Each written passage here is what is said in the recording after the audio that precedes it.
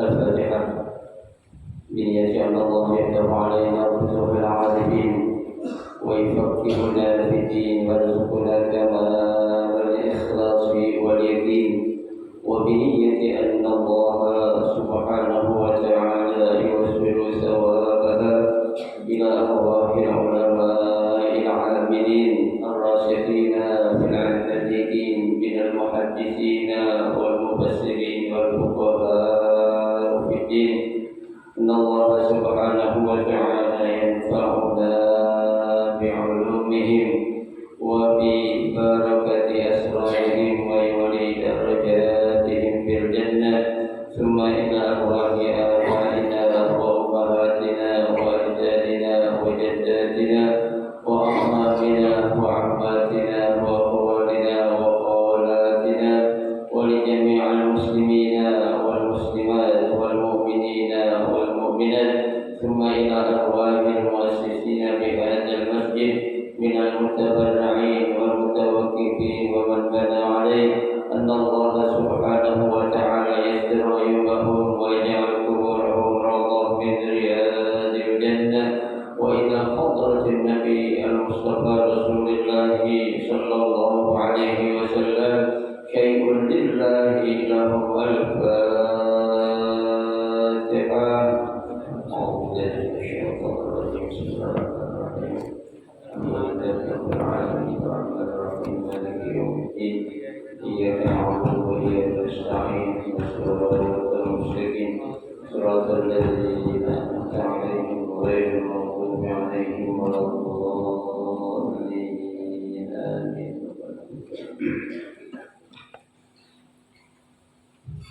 السلام عليكم ورحمة الله وبركاته. بسم الله الرحمن الرحيم.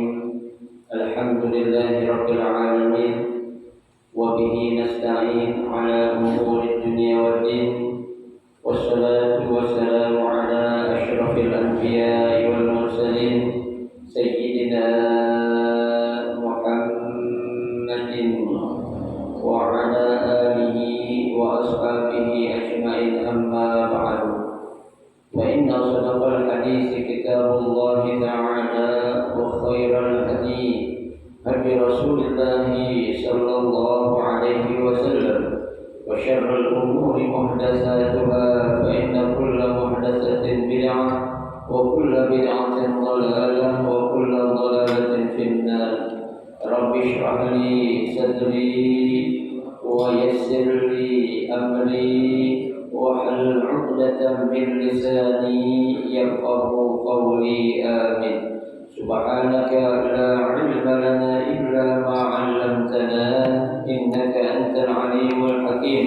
لا حول ولا قوة إلا بالله العلي العظيم. Para asatidzah, para hujjah, para sesepuh, bapak-bapak, ibu-ibu, hadirin hadirat jamaah majelis ta'lim Masjid Darul Islam yang dirahmati dan dimuliakan Allah. Alhamdulillah, kita bersyukur kepada Allah Subhanahu wa taala di pagi hari ini. Allah Subhanahu wa taala masih memberikan kepada kita berbagai macam nikmat-nikmat yang cukup banyak. Di antaranya berupa nikmat sehat wal afiyah, nikmat panjang umur, terutama dua nikmat besar yaitu nikmatul iman wa nikmatul Islam, yang tentunya patutlah kita syukuri dengan barakah nikmat yang Allah Subhanahu wa taala berikan kepada kita. Alhamdulillah, kita dapat melangkahkan kedua kaki kita menuju tempat yang termulia di sisi Allah Subhanahu wa taala, baitun min buyutillah, dalam rangka kita mencari ilmu serta kita mencari kerajaan Allah Subhanahu wa taala. Kita berharap mudah-mudahan rangkaian ibadah yang sudah kita kerjakan, yang sedang kita kerjakan dan yang akan kita kerjakan kesemuanya, Allah Subhanahu wa taala akan memberikan ganjaran pahala yang berlipat ganda. Ilmu-ilmu yang sudah kita pelajari, mudah-mudahan Allah Subhanahu wa taala jadikan ilmu yang bermanfaat, dan yang akan kita pelajari mudah-mudahan Allah Subhanahu wa taala memahami dengan sebaik-baiknya. Amin. Allahumma amin. Jemaah sekalian yang berbahagia, mari kita lanjutkan kembali kajian kitab Riyadhus Shalihin, yang masih melanjutkan hadis yang pertama dari babul muraqabah, yang mengenai tentang pertanyaan yang berikutnya yang diajukan oleh malaikat Jibril kepada Nabi kita Muhammad sallallahu alaihi wasallam, yaitu mengenai tentang tanda-tanda hari kiamat. Saya ulang sedikit ke atas lagi,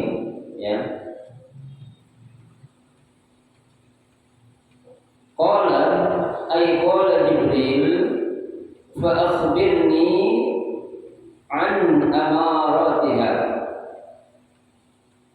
Qala an talidal amata rabbataha. Jadi Nabi sallallahu alaihi wasallam ketika ditanya tentang tanda atau ciri kiamat itu sudah dekat, karena awalnya Nabi ditanya kapan hari kiamat, Nabi bilang Allahu wa rasuluhu Allahu a'lam, atau yang bertanya lebih tahu daripada yang ditanya, Nah, kalau gitu kata malaikat Jibril, berikan suatu kabar kepadaku tentang tanda atau ciri hari kiamat, yang akan datangnya hari kiamat. Yang pertama yaitu antalidal amata rabbataha. Seorang budak perempuan melahirkan siapa? Majikannya. Apa maksud daripada seorang budak melahirkan majikannya? Biasanya kan yang namanya seorang budak itu kan adalah orang yang dikuasai atau orang yang sudah dibeli oleh siapa? Atasannya. Artinya kalau secara kedudukan nggak mungkin seorang bayi yang lahir dari budak bakal jadi siapa? Tuannya, atau bakal jadi siapa? Majikannya. Secara status akan merendahkan status seorang siapa? Majikan. Kok bisa seorang budak itu melahirkan tuannya? Artinya suatu saat tuh bayi yang lahir dari seorang budak itu bakal menjadi siapa? Majikannya dia. Nah ini kan sesuatu yang tidak mungkin terjadi kalau memang bukan ini suatu tanda atau ciri sudah dekatnya akan datang hari apa? Hari kiamat. Biasanya kan contohnya jangan jauh-jauh lah. Kerajaan Arab Saudi itu kan nggak mungkin menjadikan seorang putra mahkota dari seorang bayi yang lahir dari seorang apa? Budak. Kayaknya jauh. Kenapa? Karena kan nasabnya itu akan mempengaruhi. Bisa jadi suatu saat nanti ketika tuh anak yang lahir dari seorang budak dijadikan sebagai suatu alasan ketika dia jadi anak seorang budak itu sebenarnya nggak pantas tuh jadi siapa? Jadi raja. Nah itu akan terjadi seperti itu. Tapi di hari tanda atau ciri akan datangnya hari kiamat itu suatu hal yang biasa. Artinya seorang budak akan melahirkan majikannya nanti kelak suatu saat. Itu tanda daripada hari kiamat yang pertama yang dijawab oleh siapa? Rasulullah Shallallahu Alaihi Wasallam.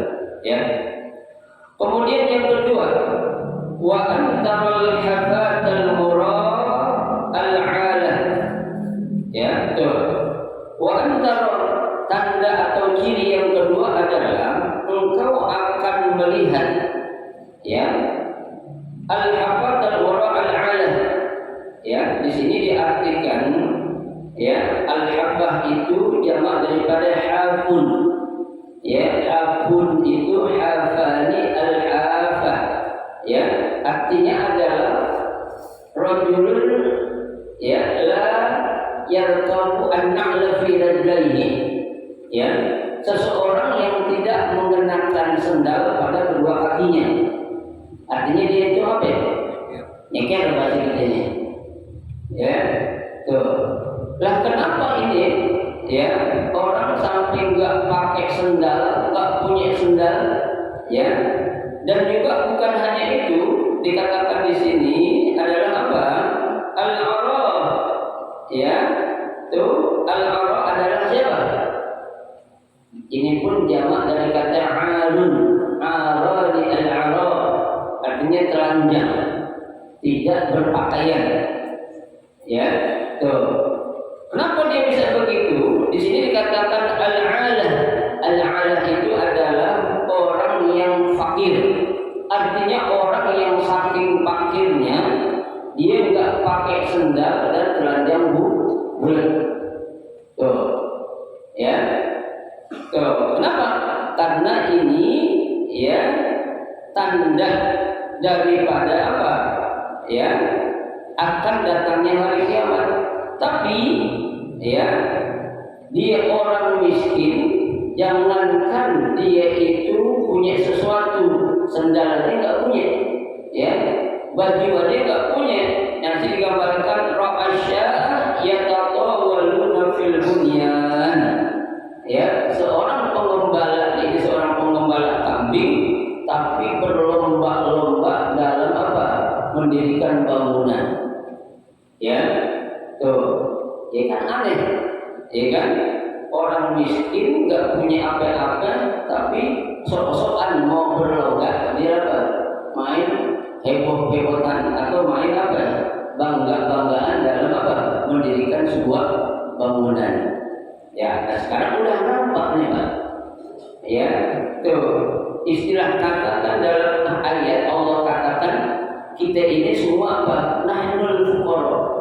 Ya, innallaha, kita ini adalah orang-orang yang fakir. Ya, di mata Allah Subhanahu wa taala. Kenapa? Karena kita enggak punya apa? Enggak punya apa-apaan. Ya, tuh.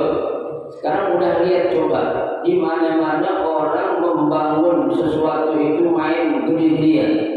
Ya, main megah-megahan, masjid-masjid di mana-mana udah mulai. Ya, masjidnya cakep, megah, gede, tapi jamaahnya ada. Ya, buat apa? Ya, masjid keren, ya, dengan bangunan yang menghabiskan biaya, ya, miliaran, ya, tapi tidak ada apa yang takmir masjidnya. Ya, tidak ada kegiatan-kegiatan yang dikatakan itu kegiatan yang memberikan manfaat. Ya, nah ini buat apa?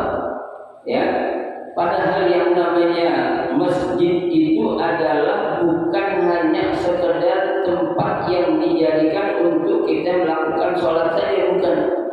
Ya, tapi yang namanya masjid itu multifungsi. Ya, tapi yang berkaitan dengan sesuatu urusan-urusan yang baik-baik. Ya, kalau urusan-urusan yang ma'udzubillah jangan kita bawa-bawa ke masjid. Tuh, ya, adakan pengajian, adakan kursus-kursus, ya kan? Adakan apa namanya pelatihan-pelatihan, boleh nggak? Boleh. Ya, kita fungsikan masjidnya. Coba kita adakan pelatihan, ya, pelatihan seorang imam. Penataran coba kita latih seorang imam harus bagaimana, seorang khatib juga harus bagaimana, ya, seorang jamaah juga perlu dilatih ini, perlu ditraining, ya, jangan orang sembarangan ketika menjadi makmum, nggak boleh juga, ya. Contohnya aja orang yang berdiri persis di belakang imam, nggak boleh orang sembarangan, Pak. Ya, kenapa? Suatu saat kalau imam batal, emang dia bisa gantiin. Ya, atau imam keliru, dia bisa betulin. Jangan. Ya, orang yang berdiri di belakang imam ini harus apa? Ya, harus memang orang yang ngerti dan benar. Paling enggak dia tahu tentang rukun syarat yang ada dalam sholat. Ya, apalagi dibekali dengan hafalan yang luar biasa. Ketika imam keliru sedikit membaca ayat, dia betulin. Nah, itu baru orang yang boleh berdiri persis di belakang imam. Ya, nggak boleh sembarangan orang, itu bahaya ini. Ibarat kata Pak, kita pengen bepergian ke suatu tempat yang jaraknya jauh. Ya, kita sopir, kita bawa cadangan sopir, tapi itu sopir baru belajar. Kita mau kan? Ya, jangan baru belajar. Ya, baru belajar kita suruh jadi apa? Cadangan sopir kita, ngeri kita. Ya, kenapa? Karena jadi yang namanya imam itu Pak tanggung jawabnya luar biasa. Ya, jadi harus diberikan suatu apa? Ya, pengertian. Nggak boleh orang sembarangan. Bukan karena dia seorang pejabat, bukan. Ya, tidak dilihat. Bukan dia seorang yang punya apa namanya kekayaan, bukan. Itu tidak dilihat itu semua. Ya, adalah yang penting man afqahu minhu. Siapa yang paling faqih atau mengerti dalam ilmu agama, itu harus apa? Harus menjadi imam dan harus menjadi orang yang berada di belakang imam. Tuh, ya. Jadi nggak boleh sembarangan, ya. Tuh. Jadi, ya inilah tanda atau ciri, ya yang kedua itu yang dikatakan seorang pengembala kambing, tapi dia apa? Berlomba-lomba itu apa? Ya, fil bunyan, dalam mendirikan bangunan masjid, megah, gedung-gedung. Sekarang kita lihat itu, ya, bahkan di Saudi Arabia ini akan dibangun sebuah tower yang tingginya 1,5 kilo, sekitar 1.500 meter. Ya, itu akan mengalahkan tower yang ada di Dubai. Ya, di Dubai baru 750 meter. Ya, nanti di Arab Saudi itu lagi dibangun, ya, tower yang tingginya 1.500 meter. Ya, berarti kan 1,5 kilo. Ya, yang tadi nanti itu lantainya ada 150 lantai. Bayangkan, ya, konon kabarnya akan jadi pada tahun 2030. Dikit lagi lah. Ya, ini udah 24 tahun lagi. 6 tahun lagi. Berarti nggak sekarang ya? Ya, berarti 7 tahun lagi. Ya, tuh dengan apa sih Pak? Kira-kira pakai duit bukan? Bangun itu pakai duit bukan? Bukan Pak, pakai semen, batu, kayak duit nggak bisa. Ya, kayak tukang yang bangun pakai duit nggak bakal bisa bangun dulu. Ya, pakai semen, pakai batu, pakai pasir, pakai air, terutama itu. Ya, kan pakai duit itu nggak bisa. Duit buat beli doang. Ya, coba. Baik, ya. Nah, di sini ya dijelaskan tentang yang namanya, ya, al-qura. Itu tadi saya katakan jamak daripada arun, ya, wa huwa man la syai'a ala jasadihi, ya. Wa fi riwayatin, dalam satu riwayat dikatakan, ya, al-hafah itu jamak daripada hafun, ada ya al-khadamah. Apa itu al-khadamah? Khadamah itu kalau kita bilang ya pembantu, ya, ataupun budak, ya. Itu namanya apa? Al-hafah, ya. Asya'a di sini artinya apa? Al-ghanam wahidah, ya. Dia seorang pengembala seekor kambing. Yang digembala cuma seekor kambing loh Pak, ya. Tapi pengen beken-bekenan, berlomba-lomba dalam membangun sebuah bangunan. Ibarat kata kambing harganya berapa sih? Ya kan? Dan belum tentu yang diangon itu adalah kambingnya dia. Ya, sekarang banyak orang kayak gitu Pak. Banyak, ya kan? Bergaya-gayaan, pakai mobil mewah, ya. Tapi boleh apa ya? Boleh nyewa, rental, kan? Ya, orang tahu tuh kalau kita beli rental. Tahu, ya. Kita pakai mobil Ferrari, orang nggak tahu. Ya, siapa yang keluar? Ya, yang keluar Ustaz Iwan pakai mobil Ferrari gitu, ya kan? Orang tanya, enggak, ya, orang zaman sekarang udah pada apa? Beken-bekenan, sohor-sohoran, kalau istilah orang Betawi, biar tekor, yang penting sohor, ya kan? Orang emosinya tinggi orang-orang sekarang gitu, ya, lagi anak sekarang mau ini juga mau di rumah sekarang terus di gedung, ya kan? Kalau di gedung kan terbatas waktunya, ya, orang-orang kampung jadi ribet kalau undangan di mana di gedung, ya, ribet ya kan? Kalau kita kan karena waktunya susah itu di gedung 2-3 jam, kalau lama 3 jam udah habis, ya, buat pokoknya anak gue harus kawinnya di mana di gedung, ya, mahal nggak apa-apa, kita juga orang undangan duitnya balik, boleh gak kayak gitu? Nggak boleh Pak. Namanya orang kalimatul arus itu sedekah, niatin sedekah, jangan ngarep duit kembali dari orang kondangan, salah ini, ya, bukan namanya sedekah kita itu ngarepin orang kondangan, kedatangannya, ya, coba kita undang orang di akhir undangan itu terus apa? Apa coba? Nah, ya kan? Ada tulisan kehadiran dan doa restu yang Bapak Ibu ya berikan merupakan suatu kehormatan bagi kami. Kan gitu? Ya. Dan sekarang ada lagi Pak model orang kondangan, ya, pakai sistemnya itu ngirimin nomor rekening. Model baru nih Pak. Kalimatul arus ngasih nomor rekening, bisa transfer ke nomor rekening ini, nomor sekian kalau mau kondangan gitu. Ya, baru lagi nih. Ada nggak ada? Kenapa? Saya ngomong, saya dapat undangan kayak gitu. Ya, tuh. Jadi kita ini nggak perlu, ya kan? Nggak perlu datang, yang penting apa ini? Pulusnya kan begini, nanti berapa nggak salah. Ya, kan sedekah namanya. Itu dilakukan sedekah namanya. Kita mau sedekahan ya, gitu. Tapi ngirimnya nomor rekening, berarti nggak bayar. Jadi kita bayar, ya kan? Ya orang mikir, ngapain gue transfer bulannya? Apa ya aku pengen makan kan gitu, ya. Jangan Pak, jangan ditiru hal kayak gitu, ya. Udahlah, yang namanya kita hal-hal kayak gitu tuh doa yang penting, ya. Kedatangan orang bawa amplop atau kagak itu tergantung, ya. Itu Allah yang gerakin, ya. Karena orang kondangan itu Pak bukan kita minta sumbangan, ya, bukan kita minta penggalangan dana, bukan, ya. Dia datang, dia doain itu dia cakep banget itu, ya. Apalagi dia bisa ngapain, ya, memberikan sesuatu, dia sekedar hadiah lah istilahnya itu, ya, hadiah untuk apa? Untuk hari perkawinan putra bapak atau putri bapak gitu aja, ya.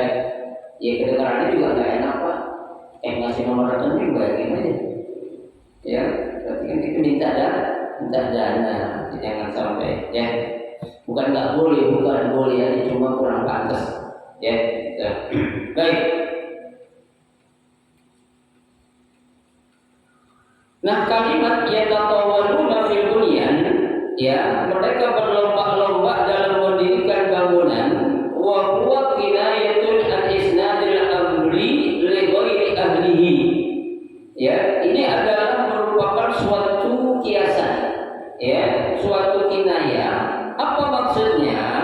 Yaitu an isnadil amri li ghairi ahlihi. Ya, memberikan suatu amanah, ya, memberikan suatu jabatan kepada orang yang bukan ahlinya, yang bukan ahlinya. Ya, ini juga orang miskin kok belang-belang kayak ngapain? Kayak gaya-gayaan membangun gedung sekian lantai. Ya, orang Betawi bilang lu kagak ngaca, ya kan? Ini hanya merupakan kiasan saja. Maksudnya adalah tuh, yang dimaksud ini adalah isnadul amri li ghairi ahlihi. Tuh, ya, memberikan sesuatu amanah kepada orang yang bukan apanya, yang bukan ahlinya atau bukan orang yang pas untuk diberikan amanah itu. Ya, kami sudah katakan idza wusidal amru min ghairi ahlihi falyantadhir as-sa'ah. Ya, apabila kamu memberikan suatu jabatan, ya, suatu amanah kepada orang yang bukan ahlinya, apa Nabi katakan? Fantadhir as-sa'ah. Tunggu aja kehancuran. Ya, tunggu aja tuh. Ya, waktunya bakal berantakan. Ya, bisa itu kita memberikan sesuatu jabatan kepada orang yang ahli. Ya, jangankan jauh-jauh Pak. Ya, kita nyuruh orang gantiin kita. Contohnya saya nih. Ya, suatu saat saya itu nggak bisa hadir. Saya ngutus orang, tapi itu orang bukan orang yang difak dalam dia mengajar ilmu agama. Dia ngajari kuliah, cuma ngajari PMP kalau dulu kita. Ya, kita suruh ngajar kayak gitu, kira-kira pas nggak? Ya nggak pas Pak. Tapi dia guru bukan? Guru, tapi bukan faknya. Ya, kita ngasih atau nyuruh orang itu kepada yang apa? Yang spesial apa tuh? Yang faknya dia sama dengan apa yang kita suruh. Tuh, ya. Baik, selanjutnya, ya di sini dikatakan hadis selanjutnya adalah ya. Summan tolaqa, ya, falabistu maliya, ya, summan tolaqa, kemudian Jibril apa itu? Meninggalkan Nabi Muhammad SAW. Artinya Jibril itu pergi setelah mengajukan beberapa pertanyaan kepada baginda Rasulullah SAW. Yang pertama tentang Islam, kemudian tentang iman, kemudian tentang ihsan, kemudian tentang hari kiamat. 4 pertanyaan sudah ditanya oleh malaikat Jibril dan dijawab semuanya benar oleh Nabi kita Muhammad SAW. Setelah itu malaikat Jibril apa? Intolaqa. Kemana itu? Pergi. Ya, malaikat Jibril itu pergi. Falabistu. Ya, kemudian apa? Ya, aku ya berdiam. Di sini katakan falabistu zamanan, berdiam agak sedikit lama. Ya, artinya memperhatikan siapa sih itu orang, ya kan? Tuh, pada perhatiin siapa itu yang tadi ya, kira-kira yang datang kepada Nabi. Tuh ya. Kemudian setelah itu, ya dikatakan summa qala, Nabi SAW berkata, ya Umar, wahai Umar, ya, atadri manis sa'il. Ya, Umar, ente tahu gak siapa itu tadi yang bertanya? Kata siapa? Kata baginda Rasulullah SAW. Ya, qultu, Sayyidina Umar menjawab, Allahu wa Rasuluhu a'lam. Ya, Allah dan Rasulnya lah yang lebih tahu. Ya, tuh. Artinya ini para sahabat memang betul-betul nggak tahu. Ya, Allah sahabat tahu berarti itu orang biasa datang pada Nabi berarti itu sahabat. Ya, orang datang pakai baju serba putih. Ya, tuh rambutnya hitam. Ya, ganteng. Tidak ada tanda-tanda yang menandakan kalau dia orang habis melakukan perjalanan. Istilahnya nggak keringetan mana sedikit. Ya, kalau orang habis melakukan perjalanan ada tandanya, mungkin dia keringetan gitu ya, atau ada wajah-wajah kelihatan dia agak capek, kan begitu. Ya, ini nggak ada sama sekali. Ya, sehingga sahabat tuh nggak tahu siapa sebenarnya yang datang. Maka Nabi menjawab, kata Nabi, qala fa innahu Jibril. Ya, yang datang itu tadi yang nanya sama aku, kata Rasul, adalah malaikat Jibril. Ya, malaikat Jibril. Ngapain itu? Atakum yu'allimukum dinakum. Ya, malaikat Jibril itu datang kepada kalian untuk mengajarkan kalian tentang agama kalian. Ya, Jibril istilah kata kalau kita cium tangan tuh, ya kan jarang-jarang ya bisa ketemu siapa? Jibril, tapi makomnya beda Pak. Ya, makomnya beda. ya kalau Rasulullah SAW ya berjumpa dengan malaikat Jibril biasa, ya turunnya wahyu melalui siapa? Malaikat Jibril, ya sering ketemu malaikat Jibril. Tapi makom untuk para sahabat belum makomnya untuk bisa ketemu langsung, apalagi bersentuhan kulit dengan siapa? Dengan malaikat Jibril itu Pak. Ya, jadi kemuliaan seseorang itu pun ada apanya? Ada makom-makom tertentu. Ya, istilah kata bahasa kita yang perlu tahu belum. Ya, cium tangannya malaikat jarang-jarang. Kalau ada HP gue selfie. Ya kan kita kan orang, ya Ustaz TV ini jarang-jarang ya datang modal Islam, dia datang kemari pakai mobil kamera untuk selfie, ya kan? Untung dulu nggak ada bahan, belum ada HP, tuh, ya. Tapi malaikat Jibril ini memang datang bukan hanya sekedar datang, dia mengajarkan tentang agama yang kalian anut, yaitu kalian pegang, yaitu agama apa? Agama Islam. Tuh, ya. Baik. Rawahu Muslim. Hadis ini diriwayatkan oleh Imam Muslim, ya.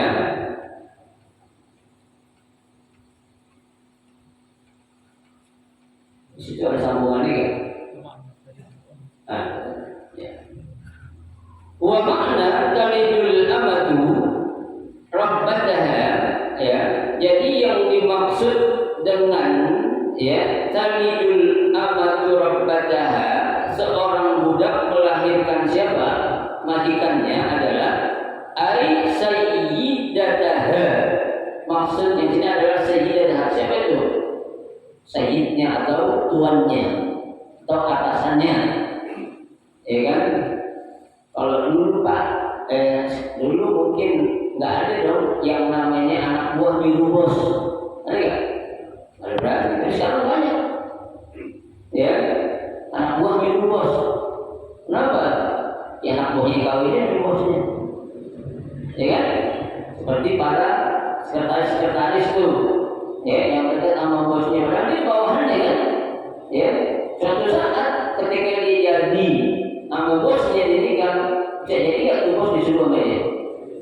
Ya di bang ambilin air dong, tuh. Ya kan, itulah dunia. Ya, jadi seseorang itu nggak akan selamanya berada di mana? Di atas. Ya, watil kal ayyamu nudawiluha bainan nas. Ya, itu. Hari itu selalu apa? Roda itu berputar bagi manusia itu. Sekarang dia kaya, bisa jadi suatu saat jadi orang yang paling susah. Yang paling susah sekarang bisa jadi suatu saat jadi orang yang paling apa? Paling kaya. Bisa jadi nggak? Bisa jadi. Ya, ada Pak bekas orang kaya banyak, bekas orang miskin banyak ada lagi.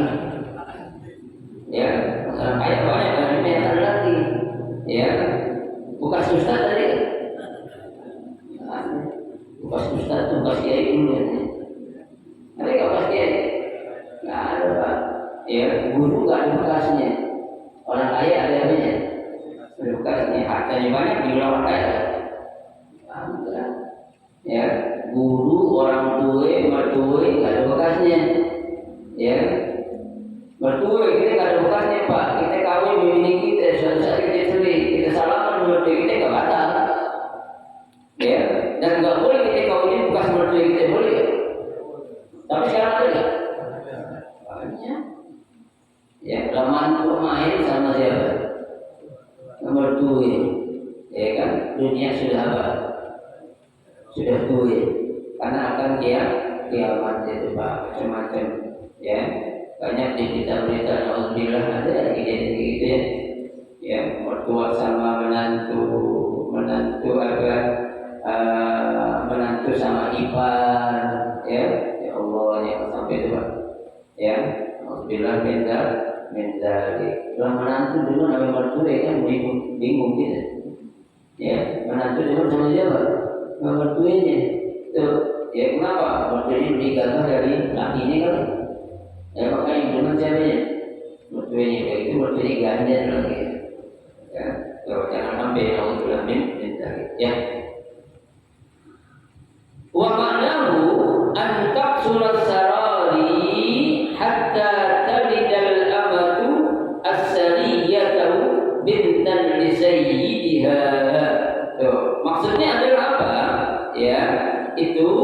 ya, antak sarari akan banyak terjadi hal yang demikian itu. Hatta talidal amat, seorang budak itu bisa saja melahirkan ya dari anak perempuannya itu yang nantinya akan menjadi siapa? Tuannya. Ya, yang nantinya akan menjadi siapa? Bosnya. Tuh, ya. Wa bintu sayyid bimana as-sayyid. Ya, yang dimaksud dengan anak perempuan tuannya adalah yaitu tuannya. Artinya apa? Seorang anak bos berarti itu anak jadi apa juga? Bos juga. Ya kan? Kita punya atasan, waktu atasan kita punya anak. Jangan sembarangan kita mainin anak bos kita. Ya kan? Gak berani kita nyuruh siapa? Anak bos kita. Ya. Lo anak buah gue, bini gue, anak gue, kalau dia minta apa-apa harus diturutin. Ya kan? Disuruh anak laksanain, kan begitu. Ada gak anak buah ketika disuruh sama bininya gak mau bini bos saya? Gak boleh, Pak. Itu anak buah papa tuh males, Pak.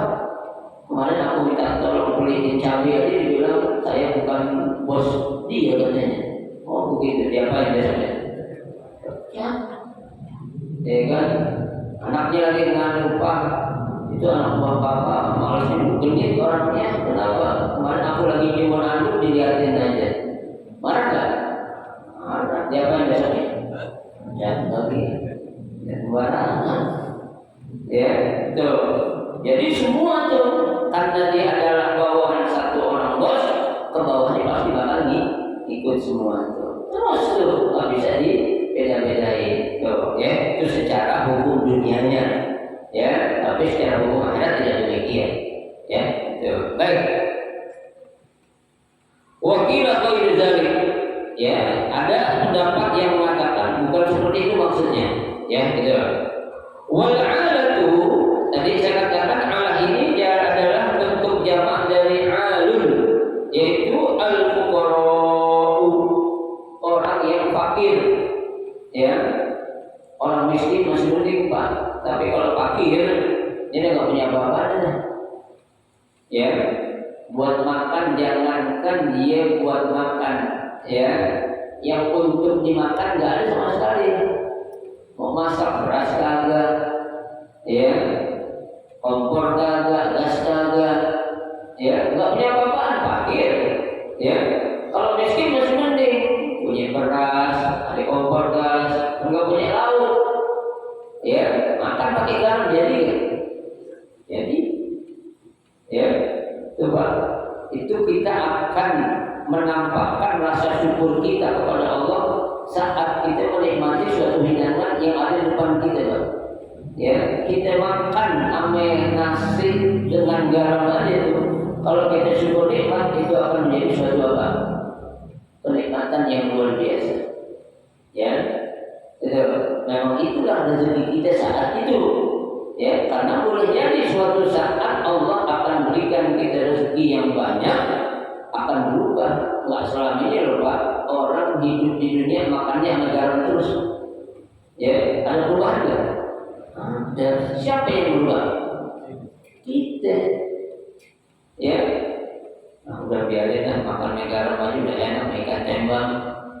Tiap hari bosan nggak?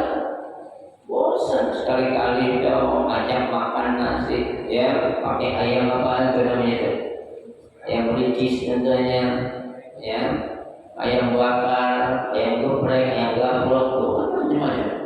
Ya itu namanya apa?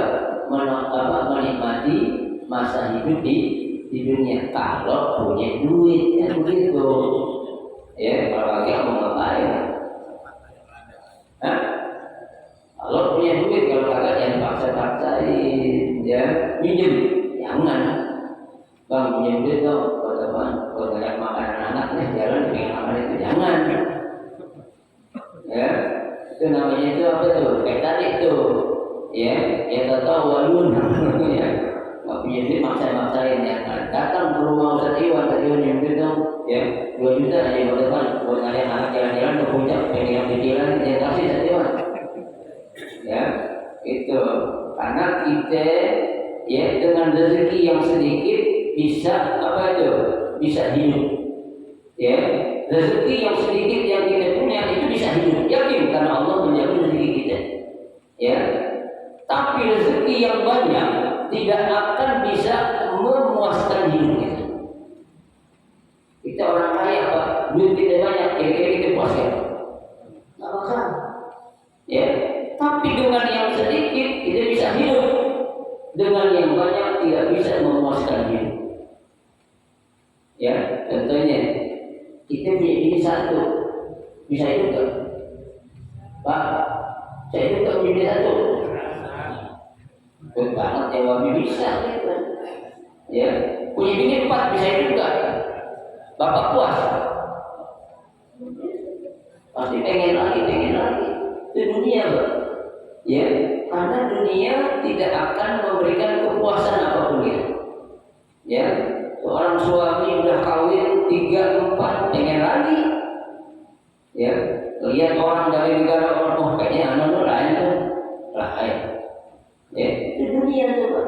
Ya, maka sekali lagi saya katakan sedikit rezeki yang kita punya, insya Allah kita bisa hidup.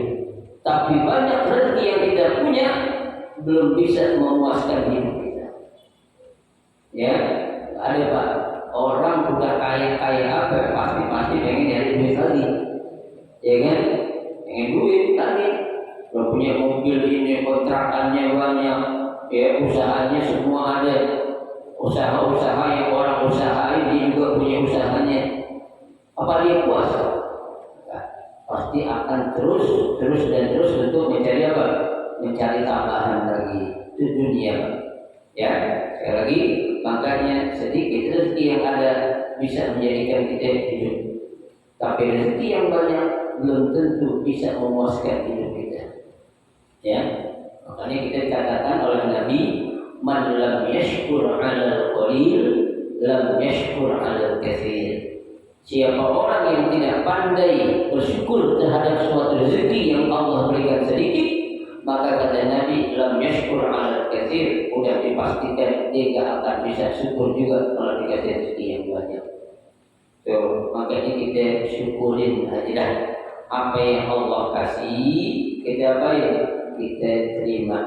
Ya, Allah sudah katakan dalam Al-Quran surah Ibrahim, wa ista'adzana rabbukum la in syakartum la azidannakum. Ya, kalau kalian pandai bersyukur pasti kata Allah aku tambahin. Ya, ini janji Allah loh, Pak. Ya, kalau kita pandai bersyukur dengan apa yang Allah berikan ke kita, insya Allah pasti bakal Allah tambahin. Tapi sebaliknya, walakin kafartum inna azabi lasyadid.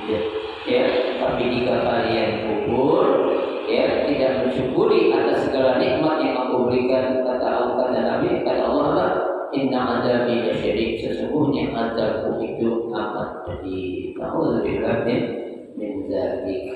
Ya, tuh, jangan sampai ya kita dikasih rezeki sekian syukurin, ada syukurin, dikit syukurin, banyak apalagi syukurin lagi. Ya, kalau kita kan biasanya syukur itu kalau dapat rezeki banyak. Ya, kalau dikit biasanya apa? Malas mencapai. Gimana Bang? Rezeki dikit, alhamdulillah kita dulu, ya kan? Tapi kalau lagi kampus tuh dia kan gimana Bang? Alhamdulillah. Ya aku di alhamdulillah. Oke. Jangan. Ya, syukur alhamdulillah masih ada rezeki kita. Ya. Kalau Allah tidak ya membagi-bagi rezeki dan tidak memberikan kepuasan kepada orang, Pak, itu para pemulung, para tukang ojek, para pengusaha kecil, Pak, dia tidak akan bersyukur dengan rezeki yang sedikit. Ya, itu Allah sudah atur.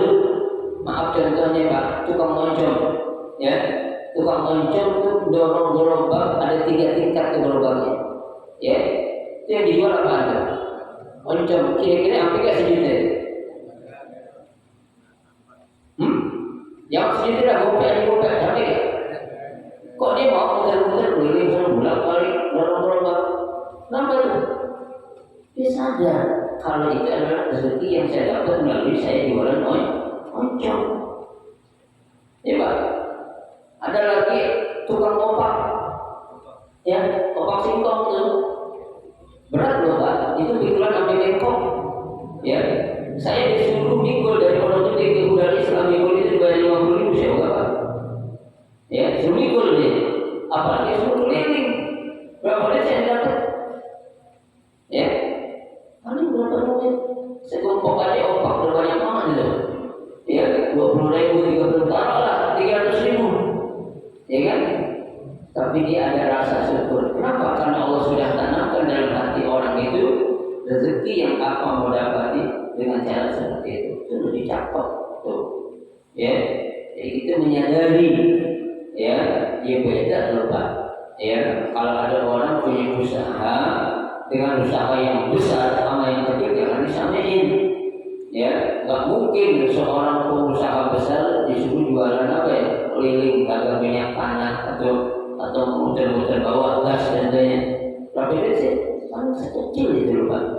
Ya, oncom lah berapa oncom sih harganya? Bu, oncom satu template berapa itu? 2.000. Murah banget. Ya. Tapi oncom jadi enak loh Pak. Kita makan kalau kita tumis dicampur sama daging giling. Ya, oncomnya 2.000, daging gilingnya 2 kilo. Enak tuh. Ya, apalagi dicampur sama keluca. Ya, makannya pakai nasi beras pandan wangi ya.